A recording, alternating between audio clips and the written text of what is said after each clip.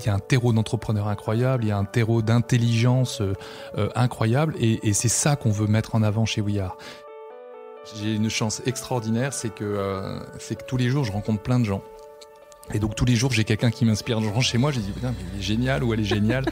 Et ça énerve ma femme d'ailleurs quand c'est quand c'est une autre femme. Parce que la communauté est clé, parce que l'entraide nous possède, on a décidé de mettre en lumière tous ces visionnaires. Bienvenue dans le podcast Build a City for Good de Daphne. Bonjour à tous. Aujourd'hui, nous nous retrouvons dans un lieu un peu exceptionnel. On est dans le 8e, très chic. Oui. On est en face du célèbre Palace Le Bristol, très très très chic, on vous l'a dit. Et on se trouve au bout d'une cour dans un hôtel très particulier qui s'appelle We Are. On est en compagnie de son fondateur, Eric Newton. Salut Eric. Bonjour. Mais pas que, autour de la table, il y a aussi un autre membre de l'équipe Daphne, qui se nomme Chabir. Hello. Il est investisseur chez nous. Et moi, c'est Aurélie, je suis en charge de la communauté et de la communication chez Daphne. Pour vous présenter un peu Eric, avant de commencer, on va lui faire son parcours très rapidement, on va essayer. Tu as commencé dans le monde de la banque, une carrière plutôt dans la finance qui était en train de s'écrire. Quand soudain, tu as une petite prise de conscience, tu t'es dit, oh là là, qu'est-ce que je vais m'ennuyer dans ce job. Tu t'es dit, je sais à 25 ans ce que j'allais devenir à 50 ans. L'enfer. L'idée de connaître son parcours, impossible quoi. Ou passer ta vie à faire des reportings financiers, tu t'es dit non merci. J'en fais quand même, on n'échappe pas à son destin, j'en fais quand même depuis quelques années. Ouais, mais bon, t'es pas full time, c'est pas de la finance. Non. On va vous en dire plus, c'est son petit côté entrepreneur qui sommeillait en lui, qui s'est alors réveillé. Et là, t'enchaînes la création des sociétés. Tu montes, tu vends, tu crées, tu vends, tu crées, tu montes, tu vends. Bref, serial entrepreneur, en face de nous encore un. Un petit tour chez Havas pour parfaire ton réseau dans les médias. Puis hop, tu recrées Home pour créer du lien entre les jeunes talents et le milieu du business. C'était une plateforme d'intermédiation. Si mes infos sont bonnes. Exactement, on a intermédiation physique, parce qu'on organisait des concerts, on faisait plein de choses. Voilà. Un créateur de liens né, quoi. Et vous allez comprendre pourquoi, parce qu'on vous dira ce qu'est We Are après. Tu produis ensuite des émissions, W9 Homme Concert, W9 d'Or, Homme Festival. Aujourd'hui, tu es ici avec nous car d'une, tu fais partie de notre merveilleuse communauté chez Daphne, mais aussi parce que tu participes, toi, à créer un meilleur monde de demain. Tu sais peut-être la tagline de chez Daphne qui s'appelle Build a City for Good, qui est construire la ville de demain pour le bien et le bon. Et on voulait te demander comment tu build a City for Good, toi. Déjà, c'est un beau projet d'essayer de construire un monde meilleur. Moi, je ne sais pas si c'est un monde meilleur, mais en tout cas, moi, ce qui m'anime, c'est de faire en sorte que les gens se rencontrent, se croisent, se connaissent et qu'ensemble, ils fassent beaucoup plus. Il y a une idée, moi, qui me plaît, qui est de se dire que finalement on est beaucoup plus fort à plusieurs que tout seul. Alors ça paraît anecdotique et un peu banal de dire ça, mais je pense que si on se le disait un peu plus, on serait encore plus fort en France. Voilà. Et je pense qu'il y a dans tous nos business, il faut sortir des verticales et essayer de réfléchir un peu plus globalement et d'écouter les autres et de prendre tout ce qu'on peut prendre de la transversalité. Voilà. En tout cas, c'est notre philosophie. C'est d'ailleurs un thème, en préparant l'émission, on a beaucoup parlé de responsabilité, de passage de relais, de transmission. C'est un peu ce que toi, tu essayes de faire à travers We Are et ce sur quoi tu bosses depuis quelques années avant de créer un petit peu ce concept. Ouais, l'idée c'est de créer des liens, c'est de faire en sorte que il y a souvent des mondes. J'ai souvent remarqué dans ma vie professionnelle que il y a souvent des mondes qui ne se parlent pas et qui devraient se parler. Alors pendant des années, je me suis occupé de rapprocher les mondes de la création musicale et de la musique avec le monde du business, avec je crois quelques expériences réussies, quelques ratages évidemment aussi, mais quelques expériences réussies. Et je crois qu'il y a beaucoup de monde qui mériterait de plus se connaître. Alors moi, depuis maintenant une bonne dizaine d'années, ce qui m'intéresse, c'est de rallier des gens qui, a priori, ne se parleraient pas, ou en tout cas se parleraient peu et d'essayer de créer des liens entre tous ces gens. Voilà. Et c'est ce qu'on essaie de faire chez We Are, c'est-à-dire de se dire on a un sujet, on a un terrain de jeu, et ce terrain de jeu, c'est ce qu'on appelle communément, ce que les Anglais appellent les creative industries, et que nous, en France, on traduit par industrie créative et culturelle. Moi, je rajoute digital. Mais en tout cas, c'est toutes ces industries dans lesquelles la création et l'innovation est extrêmement importante et en tout cas fondamentale dans les business. Et toutes ces industries, elles sont liées par une chose qui est la création. Je ne sais pas la culture, mais en tout cas la création. C'est-à-dire cette idée que finalement on a une singularité française dans cette idée de création. Et moi, je crois fondamentalement, au-delà du fait que je crois aussi au génie français, mais je crois qu'on a une singularité dans la manière de créer, et c'est ce qui fait notre force depuis des centaines d'années dans le cinéma, dans la musique, dans les jeux vidéo, dans l'édition, dans tous ces sujets-là. On a une singularité, et cette singularité, elle irrigue aussi nos entreprises. Et ça, c'est on aura peut-être l'occasion d'y revenir tout à l'heure, mais c'est absolument fondamental pour nous en tant que manager, qu'être humain, que citoyen, de défendre cette idée du génie français et une certaine idée de la création en tout cas. C'est une notion qui était quand même assez chère. Pourquoi est-ce que selon toi, We Are est le lieu du génie français ? Déjà, je ne sais pas si c'est le lieu du génie français, c'est ce qu'on ambitionne de devenir. Après, c'est une ambition quand même, le lieu du génie. Si tu peux rappeler le concept de We Are, du coup on le fait maintenant, c'est bien. Ouais.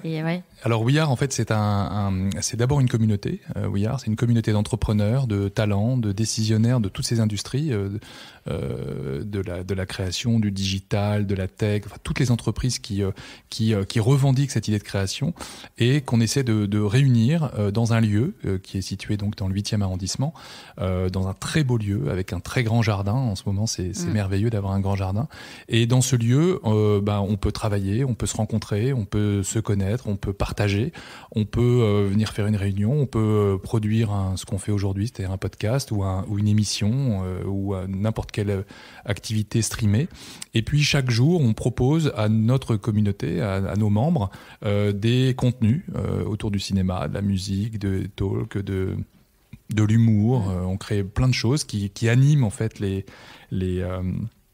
la communauté et qui permet à tous ces talents, tous ces décisionnaires d'une certaine manière d'avoir dans un seul et même endroit ce que nous on pense être le meilleur de la création. Voilà. Du génie français. Voilà, et ça permet aussi de promouvoir des jeunes talents et de là aussi créer ce lien entre la jeune création, quelle qu'elle soit, et les décisionnaires de façon générale. Ça vaut aussi pour les startups parce que c'est aussi cette idée-là de dire finalement que aujourd'hui un jeune créateur d'entreprise, il a aussi besoin, et Daphni en est le meilleur exemple, de rencontrer des entrepreneurs qui ont réussi, des investisseurs, enfin voilà, que ces mondes se mélangent, voilà, encore un peu plus.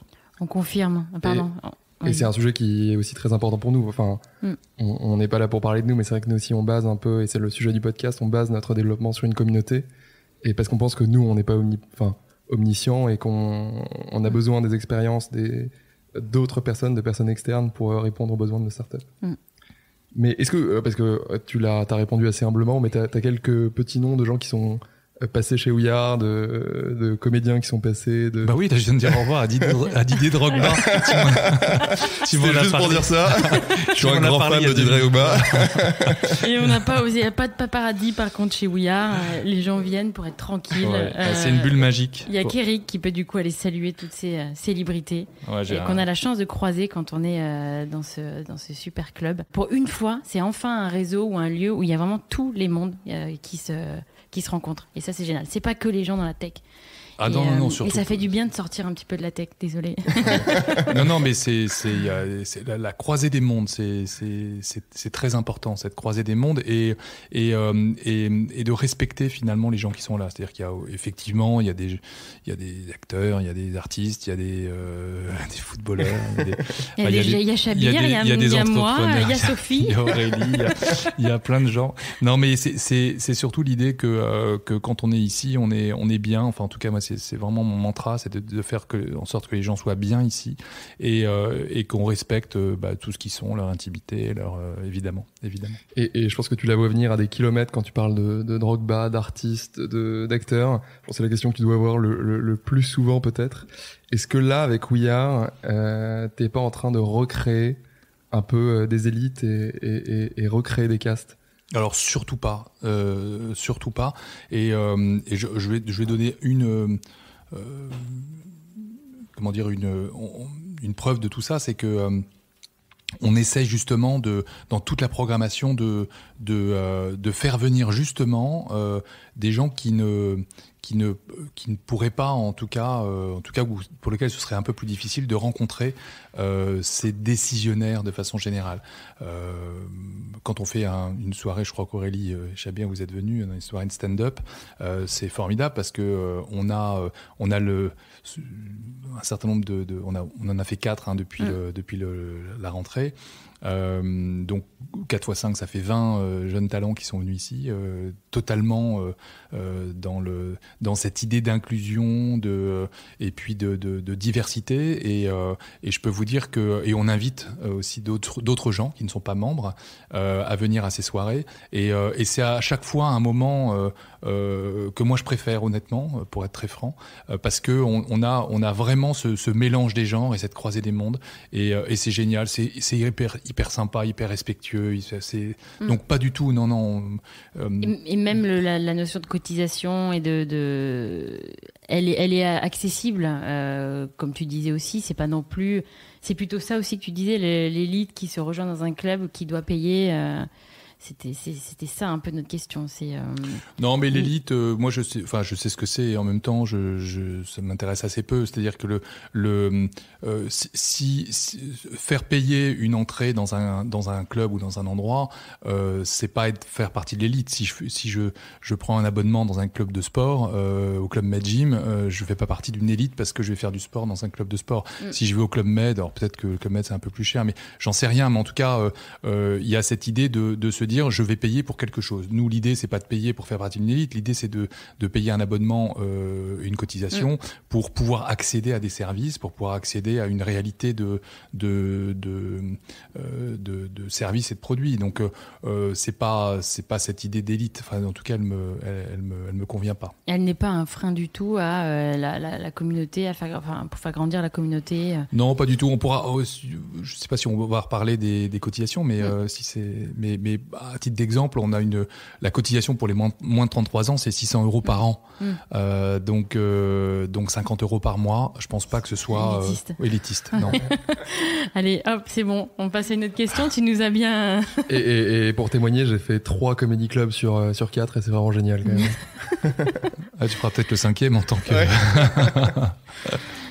Il y avait une notion aussi qu'on a abordée pas mal en préparant, c'est la responsabilité, la notion de responsabilité. Tu étais assez agacée, en tout cas il y avait une idée qui te gênait beaucoup, c'est cette fuite de responsabilité aujourd'hui. Et à travers... La responsabilité, pour moi, c'est un sujet extrêmement important. D'abord, en tant qu'entrepreneur, on est forcément responsable. Et donc, cette responsabilité, elle est intrinsèque à l'action. Quand on agit, on est responsable. Un entrepreneur est responsable. J'imagine quel qu'il soit, un créateur est responsable. On essaye de développer cette idée de responsabilité. Après, ce que je voulais dire sur ce sujet-là, c'est que je crois que de façon générale, aujourd'hui, en France, on a une responsabilité sur le sujet de la création, sur le sujet de l'innovation.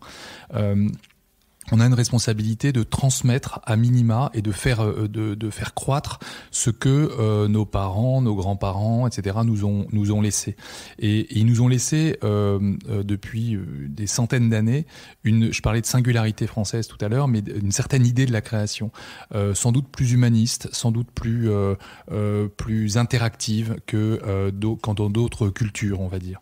Et je crois moi que quand on est dans un pays qui a créé le cinéma, qui a inventé la photographie, qui a été, avant que les Anglais nous détrônent avec la pop et le rock, mais en tout cas à la pointe de la musique dans le monde. On l'est encore aujourd'hui. Je rappelle qu'Universal, premier label au monde, est français, que Deezer a été créé en France, et voilà. Et donc que Believe est un des premiers labels au monde dans le digital. Donc on a aujourd'hui une singularité française, une force de ces industries absolument incroyable, et on a une responsabilité dans le monde qui est en train d'être le nôtre de faire perdurer cette création, cette créativité. On a une formidable énergie en France. On dit souvent que on prend un malin plaisir en France à se flageller, à dire qu'on est mauvais, à dire qu'on fait ci mal, etc. C'est pas vrai. Il y a un terreau d'entrepreneurs incroyable, il y a un terreau d'intelligence incroyable, et c'est ça qu'on veut mettre en avant chez We Are. C'est de se dire on a tous une responsabilité à faire vivre ça. Et moi j'appelle, alors c'est l'appel du 8 septembre. Mais j'appelle vraiment, au-delà de la plaisanterie, j'appelle vraiment les bonnes volontés. Et c'est ce qu'on essaie de faire chez We Are, les bonnes volontés, les gens qui ont envie de se bouger. Je les appelle vraiment à se mobiliser, parce il y a plein d'enjeux aujourd'hui dans tous ces sujets. Je vais vous donner un exemple très précis. J'étais il y a 1 heure avec une personne qui je peux la citer peut-être, qui est Catherine Pégard, qui est présidente de Versailles, et qui me racontait ce qu'était Versailles aujourd'hui. Alors Versailles, ça peut être, on peut le voir comme un endroit un peu poussiéreux, voilà, qui représente le patrimoine culturel français. On peut aussi le voir comme étant, au moment de Louis XIV, sans doute le lieu de l'innovation absolue. Et je crois qu'on a ça en France. On a eu dans l'histoire des formidables accélérateurs et des formidables accélérations industrielles, et aujourd'hui, on est confronté à ça. Il y a des enjeux colossaux, l'intelligence artificielle, les big data, etc. Tout ce qui se passe dans la tech et le digital va considérablement changer les règles du jeu. Et donc, on a une responsabilité, nous, en tant que Français, de défendre cette certaine idée de la création française. Et chez We Are, on est vraiment, en tout cas, on essaye d'être dans cette ambition-là, voilà, et de réunir tous les gens qui ont envie de se bouger sur ce sujet. Et quand je parle de création, c'est pas spécialement de la création intellectuelle. Un créateur d'entreprise, c'est quelqu'un qui est un créateur par définition. Il crée et il crée à partir d'une page blanche. Et finalement, le processus créatif d'un artiste qui va créer une œuvre, quelle qu'elle soit, est peut-être et sans doute le même que celui d'un entrepreneur qui a une idée et qui en fait quelque chose de concret. Voilà. Donc pour moi, la création, c'est quelque chose d'intellectuel, de manuel, mais aussi d'entrepreneuriat. Voilà. Donc c'est l'appel du 18 juin d'Eric aux entrepreneurs. Mesdames, messieurs, vous êtes les bienvenus chez We Are. Bougeons-nous, exactement. Et bougez-vous. Mais We Are, c'est un peu le nouveau Versailles, du coup, c'est le Versailles digital, et tu es Louis XIV. Non, pas du tout. Non, mais on sera, en revanche, on sera en lien avec Versailles, parce que c'est formidable, cette idée-là. Et est-ce que tu ressens dans les membres là que on parle de transmission, cette volonté de la part.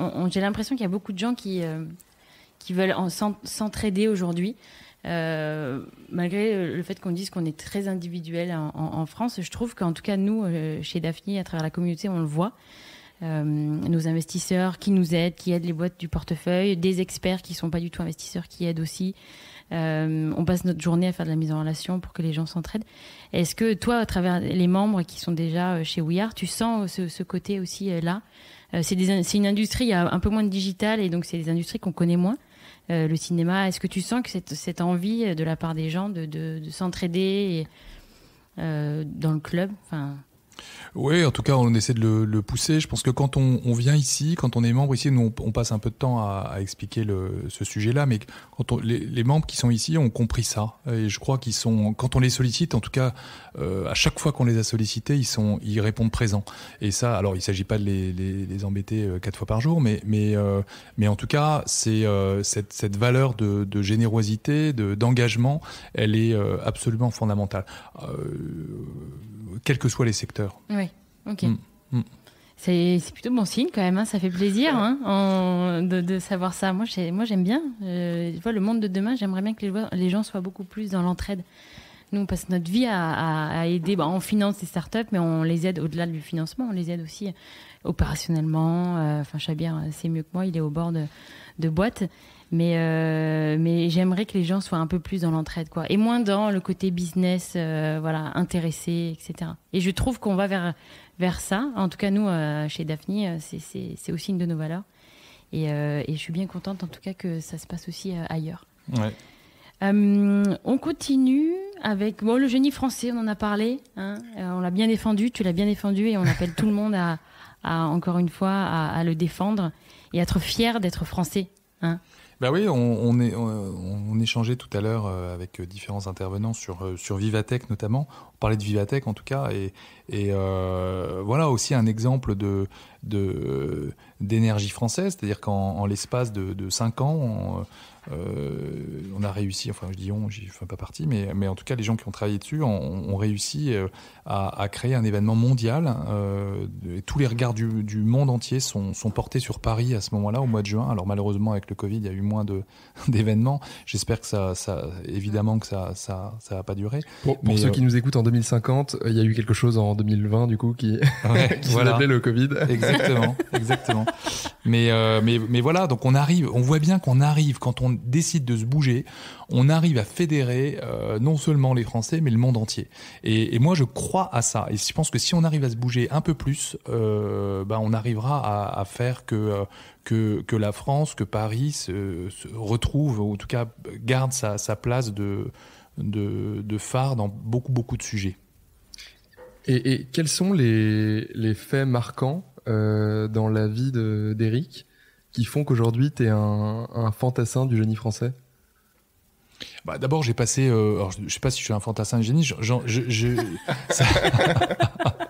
J'adore l'armée de façon générale, mais un fantassin du génie, c'est autre chose. On a quand même un officier de l'école de guerre et un pilote de chasse dans la communauté We Are. Ouais, on a. Moi, je me prends trop pour.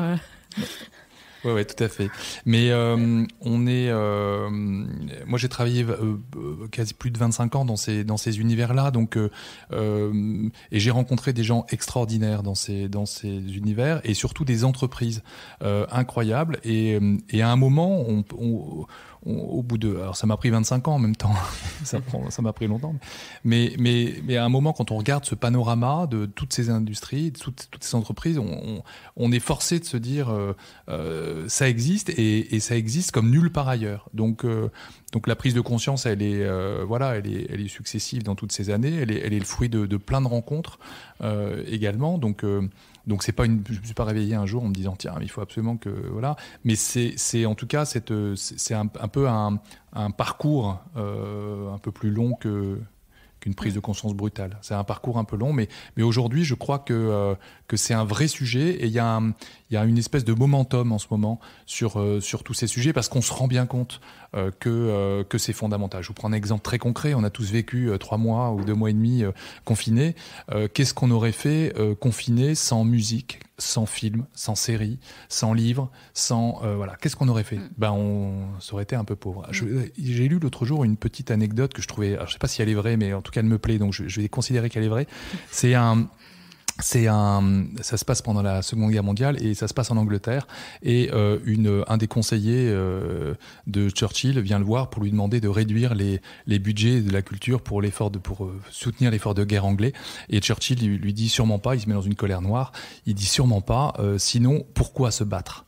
Et je crois que cette idée elle est super, parce que c'est exactement le sujet du moment, c'est-à-dire que si on se bat pour quelque chose, et si on construit aujourd'hui une certaine idée de ce qu'on fait, de nos entreprises, etc., c'est pour une certaine idée de ce qu'on est, et si on oublie cette singularité-là, pourquoi se battre finalement? Donc voilà, moi je me bats pour quelque chose, parce que je crois fondamentalement que ça irrigue beaucoup plus que le sujet même de la création et de la culture, ça irrigue ce qu'on est nous en tant que Français.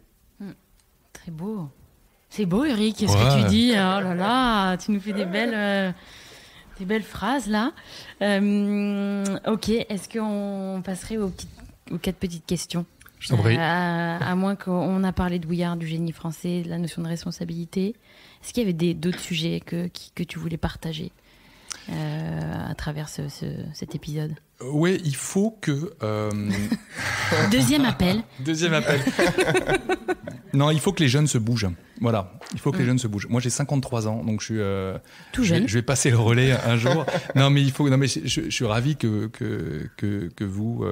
vous preniez tous ces sujets, que vous soyez chez We Are, etc. Parce que c'est important aussi de mobiliser aussi des communautés de jeunes, parce que c'est vous qui allez porter ce flambeau, qu'ils portaient déjà d'ailleurs.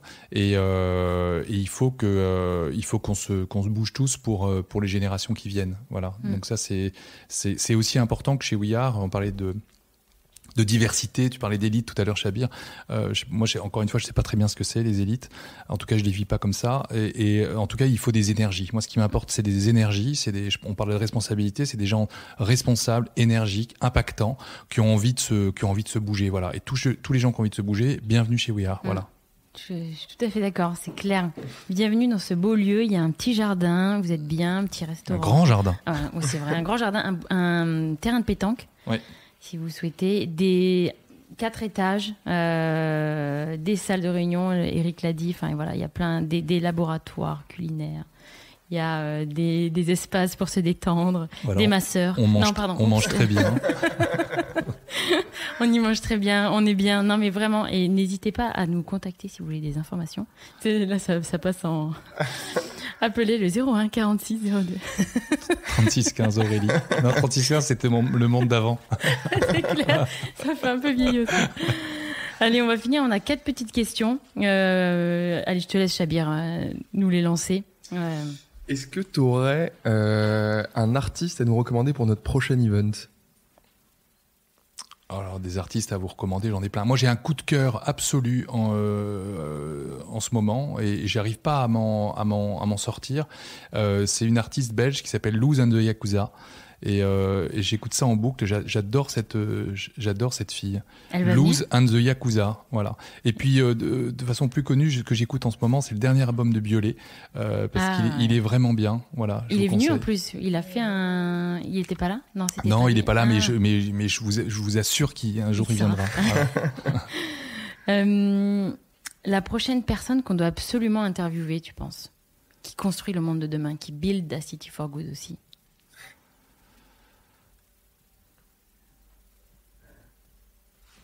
La prochaine personne que vous devez absolument interviewer.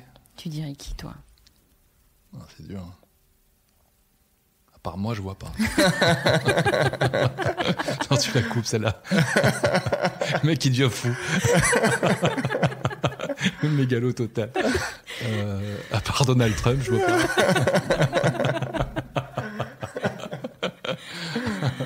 Il y a quelqu'un qui t'inspire, toi, sinon, et que tu trouves justement sur ces thématiques-là, sur ces sujets-là ? Non, mais moi j'ai une chance extraordinaire, c'est que tous les jours, je rencontre plein de gens. Et donc, tous les jours, j'ai quelqu'un qui m'inspire. Je rentre chez moi, je dis, putain, mais il est génial ou elle est géniale. Et ça énerve ma femme, d'ailleurs, quand c'est quand c'est une autre femme. Elle me dit, ouais, je sais pas du tout ce que tu lui trouves. Moi, je vois bien. Non, je vais pas citer une personne. Mais c'est vrai que tu passes ta journée à rencontrer du monde. On le voit, quoi. On le croise, Eric, dans les couloirs, au restaurant. Ouais, mais c'est génial. C'est génial. Le soir, tu arrives quand même à continuer à parler. Du coup, ouais. Alors il y a quelques années, je vais vous raconter une petite anecdote. Il y a quelques années, je travaillais chez Aurore SCG et j'ai côtoyé sur 2-3 sujets Jacques Séguéla, que je cite, et qui m'avait dit un jour, tu sais, je passe ma vie à rencontrer des gens plus intelligents que moi, et finalement je me couche le soir, même si j'ai rien dit, je suis plus intelligent que le matin. Et j'aime assez cette idée finalement de se dire que quand on croise des gens plus intelligents que soi toute la journée et que on les écoute surtout, on termine plus intelligent. Ouais. Voilà. Donc je sais pas si je suis plus intelligent, mais en tout cas c'est plus enrichissant. C'est vrai. On espère qu'après l'épisode vous vous sentirez plus intelligent, les auditeurs, grâce au témoignage d'Eric. En tout cas nous déjà on le sent. Donc tu nous as quand même pas cité la personne qui t'inspirait, mais bon. Non, mais j'en ai plein, j'ai tout. Aurélie, voilà, Aurélie, tu m'inspires. Ouais. Ah, c'est beau. Et est-ce qu'il y a une musique que tu peux plus entendre ? Oh, il y en a plein que je peux plus entendre. Il y en a plein, mais je vais pas citer. Elle est pas sympa cette question. Non, il y avait le truc là. Il y avait le truc là qui passait en boucle là. Anaï Kumura. Jaja. Non. Despacito. Non, Despacito, voilà, comme tout le monde. J'ai jamais supporté cette chanson. Jaja, sinon. Ouais, je déteste aussi. C'est pas du tout ma musique. Et pour terminer, enfin, pour conclure, ça fait plusieurs fois qu'on dit qu'on va conclure, mais on n'arrive pas. Et c'est cool parce que du coup, tu as toujours un truc à nous raconter. On va essayer d'échanger les rôles et on va te permettre de poser une question à l'équipe de Daphni qui est autour de cette table. Moi j'ai un truc à vous demander, et vous racontez, vous dites vraiment ce que vous en pensez. Qu'est-ce que vous pensez de We Are ? Comment vous vivez votre vie chez We Are et qu'est-ce que vous en pensez ? Chabir. Alors ça c'est vache parce que Aurélie m'avait prévenu que si elle voulait me repasser la patate chaude, c'est ce qu'elle ferait. Donc c'est ce qu'elle vient de faire. Et nous c'est assez drôle parce que c'est vrai qu'on vient depuis assez longtemps, même si We Are est assez jeune à l'heure à laquelle on vous parle et assez vieux à l'heure à laquelle vous l'écoutez. Mais c'est assez génial comme lieu parce que bon en l'occurrence moi vous me voyez pas mais je suis quand même assez jeune et j'ai pas du tout l'impression d'être un jeuneau parmi des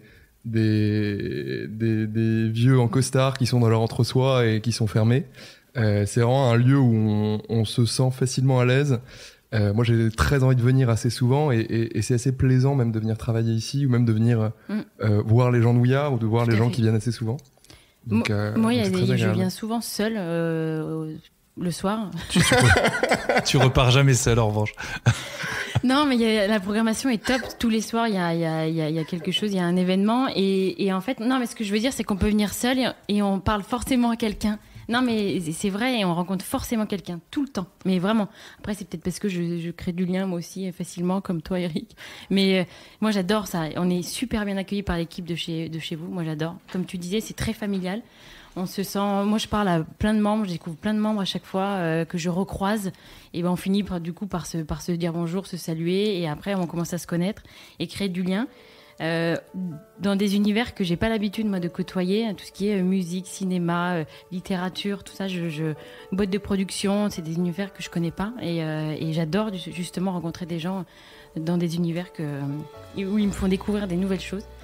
Et donc non, plaisant pour travailler pareil, plaisant d'être dans le jardin, plaisant de venir voir l'équipe, voilà. Et on se sent pas du tout dans le 8e comme tu dis, dans un espace un peu très coincé.